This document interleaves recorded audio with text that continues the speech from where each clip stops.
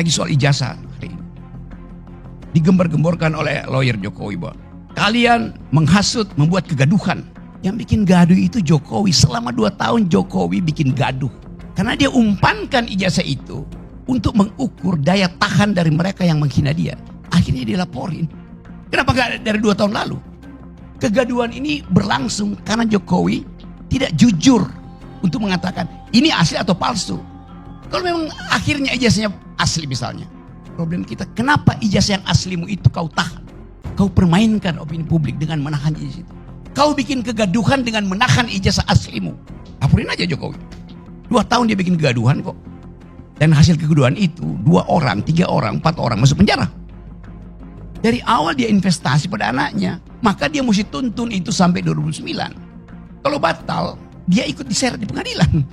Karena yang mampu membela Jokowi cuman anaknya. Dalam posisi sebagai presiden. Itu logika paling dasar dari ambisi politik gitu. Jadi sekali lagi kita ucapkan ini bukan karena kita nggak suka pada Jokowi atau pada bukan, karena memang kapasitasnya nggak bisa itu. Menerangkan hal yang simpel nggak bisa. Dalam kapasitasnya sebagai manusia oke, Gibran sebagai manusia kita harus hormati. Dignitinya sebagai manusia, tapi bukan dignitinya sebagai pejabat publik. Demikian juga Pak Jokowi harus hargai dignitasnya, martabatnya sebagai manusia, tapi bukan sebagai presiden. Sekali lagi, Gibran, ya, betul tadi. Kemampuan Gibran adalah membagi-bagi skincare. Soalnya,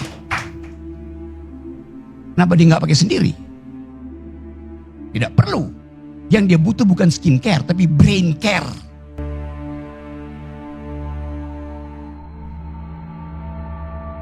Bayangkan eskalasi perang antara India dan Pakistan. Dua-duanya punya nuklir.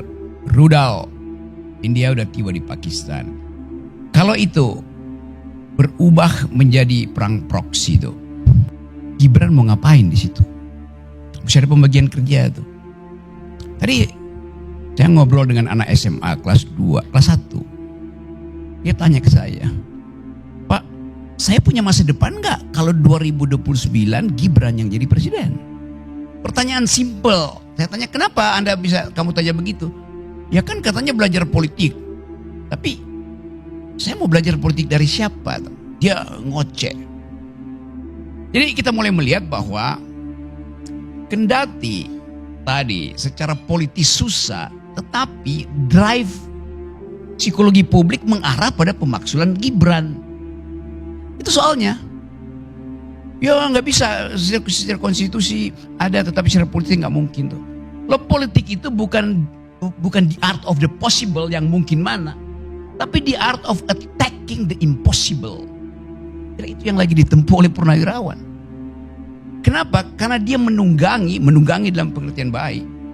Gelombang protes yang bertahun-tahun, berbulan-bulan, ada terus nama itu. Fufu Fafa, ijazah palsu, paman, siapa namanya itu kan. Jadi di benak publik tertanam itu. Dari mak-mak sampai anaknya yang SMA tadi pagi yang ketemu bilang hal yang sama itu. Psychological madness ini yang sebetulnya harus kita perhatikan. Memanfaatkan kondisi yang tidak stabil secara politik Indonesia. Kita mau baca itu. Karena seringkali sejarah tiba dengan variabel yang tidak pernah dideteksi dari awal. Itu soalnya. Pasti kalangan Purnawirawan dapat variabel baru untuk memastikan bahwa maksulkan sekarang si Gibran. Karena kondisi berbahaya secara regional.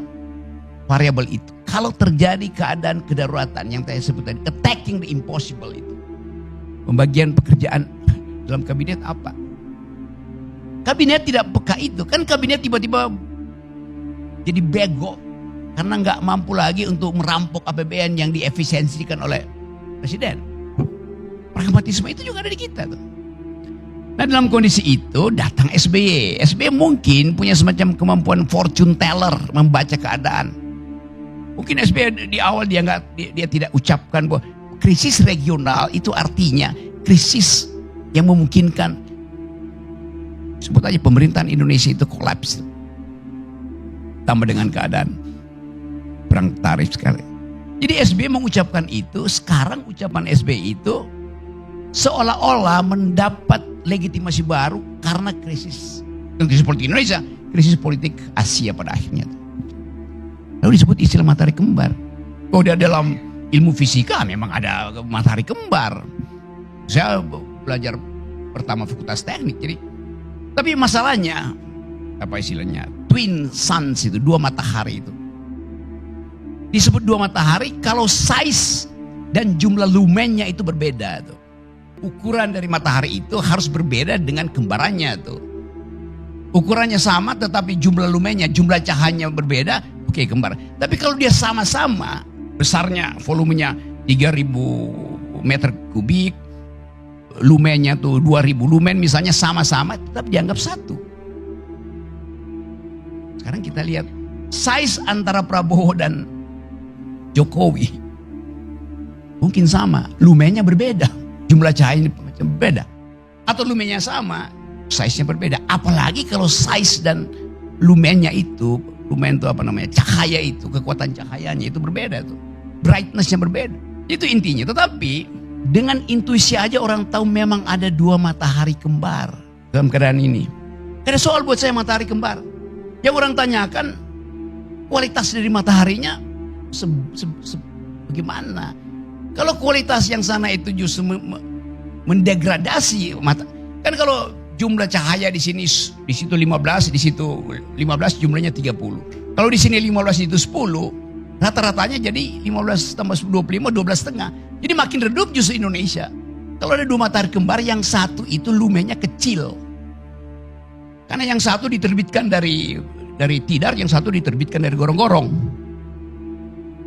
Ada matahari yang terbit dari gorong-gorong dan ingin bercahaya terus. Justru dia memperburuk jumlah cahaya politik, jumlah cahaya demokrasi, jumlah cahaya nilai. Itu dasarnya di situ kan. Sehingga orang panik.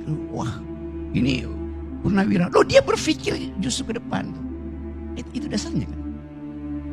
Anda nggak mungkin. Kenapa nggak lewat DPR misalnya? Loh, DPR itu oleh the art of the possible. Purnawirawan memainkan psikologi publik karena mereka tahu bahwa emak-emak sampai anaknya itu yang dikasih makan siang gratis oleh presiden justru mempersoalkan anak matahari kerdil itu. Idenya di situ. Para purnawirawan tentu paham hukum kok. Kenapa dia nggak mau ke DPR? Karena dia tahu politik is the art of attacking the impossible. Udah 2 tahun. Apalagi soal ijazah hari ini. Digembar-gemborkan oleh lawyer Jokowi bahwa kalian menghasut, membuat kegaduhan. Yang bikin gaduh itu Jokowi. Selama 2 tahun Jokowi bikin gaduh. Karena dia umpankan ijazah itu untuk mengukur daya tahan dari mereka yang menghina dia. Akhirnya dilaporin. Kenapa gak dari 2 tahun lalu? Kegaduhan ini berlangsung karena Jokowi tidak jujur untuk mengatakan ini asli atau palsu. Kalau memang akhirnya ijazahnya asli misalnya. Problem kita, kenapa ijazah yang aslimu itu kau tahan? Kau permainkan opini publik dengan menahan ijazah itu. Kau bikin kegaduhan dengan menahan ijazah aslimu. Laporin aja Jokowi. 2 tahun dia bikin kegaduhan kok. Dan hasil kegaduhan itu 2 orang, 3 orang, 4 orang masuk penjara. Itu cara berpikirnya begitu. Jadi sekali lagi kita berupaya untuk melihat masalah ini bukan dari black letter of law yang diatur di dalam proses pemaksulan. Bahkan hukum tata negara bicara itu. Tapi ini soal legitimasi moral. Ada moral call. Kalau pakai sistem tata negara, Hitler itu nggak mungkin dimaksulkan atau dihukum. Karena Hitler dipilih secara demokratis melalui undang-undang Jerman waktu itu. Tapi dia berubah karena ambisi itu. Jadi kita mulai melihat misalnya bahwa pasti tadi Jokowi akan nggak mungkin, pasti dia akan makin memperbesar ambisi dia untuk jadi matahari. Bukan fakta dia matahari, ambisi dia untuk menjadi matahari. Ya karena dari awal dia ingin cahaya dia itu hanya tiba di kepala anaknya di Mahkamah Konstitusi. Ini pertaruhan buat Pak Jokowi sebagai political animal. Dari awal dia investasi pada anaknya, maka dia mesti tuntun itu sampai 2009. Kalau batal, dia ikut diseret di pengadilan. Karena yang mampu membela Jokowi cuman anaknya dalam posisi sebagai presiden. Itu logika paling dasar dari ambisi politik gitu. Jadi sekali lagi kita ucapkan ini bukan karena kita nggak suka pada Jokowi atau pada bukan, karena memang kapasitasnya nggak bisa itu. Menerangkan hal yang simpel nggak bisa. Dalam kapasitasnya sebagai manusia, oke, Gibran sebagai manusia kita harus hormati. Dignitinya sebagai manusia, tapi bukan dignitinya sebagai pejabat publik. Demikian juga Pak Jokowi harus hargai dignitasnya, martabatnya sebagai manusia, tapi bukan sebagai presiden. Apa urusannya kalian tanya ijazah presiden? Urusan besar. Karena lawyernya bilang, kalau begitu nanti semua orang boleh saling minta ijazah orang lain. Enggak. Karena dia presiden melalui proses administrasi, maka warga negara meminta kejujuran kepala negara. Gak ada aturannya di hukum pidana itu. Hukum pidana cuma mengatur barang siapa, individual, person in law, subjek hukum. Ini warga negara bertanya secara kolektif pada kepala negara. Gimana pidananya? Dijawab aja kan. Karena dia dipilih oleh warga negara bilang, daulat itu ada pada saya. Maka Anda dan saya tidak setara. Saya bertanya sebagai pemilik kedaulatan, Anda harus jawab sebagai kepala negara yang kami pilih. Itu nggak ada relasi subjek antar subjek yang diatur dalam hukum pidana lain itu. Itu yang mesti kita terangkan. Nggak mungkin ada orang yang tiba-tiba, Rocky Gerung perlihatkan ijazahmu. Ya saya nggak mau kasih. Emang lu siapa? Tapi ini kepala negara diminta oleh warga negara. Mana Rocky Gerung? Gua nggak punya. Memang gua nggak punya ijazah. Kenapa? Karena ijazah tanda orang pernah sekolah, bukan tanda pernah berpikir. Maksud apa? Ini lain. Persyaratan administrasi itu harus diperlihatkan. Jadi saya kira itu intinya di situ. Kita berdebat terus menerus. Tapi isu ini akan ada tetap di situ sampai 2029. Dan itu akan memusingkan Presiden Prabowo yang ke bulan Juni mesti putar otak bagaimana ganti bayar utang 800 triliun yang dibuat oleh Jokowi. Masalahnya cuma di situ. Ya sekali lagi, Gibran, ya betul tadi. Kemampuan Gibran adalah membagi-bagi skincare. Soalnya. Kenapa dia nggak pakai sendiri? Tidak perlu. Yang dia butuh bukan skincare, tapi brain care. Ya, itu soalnya. Kan terbuka kita bicara itu kan. Sebagai wakil presiden, brainnya kurang, mesti tambah care-nya. Jadi sekali lagi teman-teman, kita coba mendudukkan masalah ini sebagai moral call. Yang mungkin kalau masuk DPR ya tukar tambah terjadi.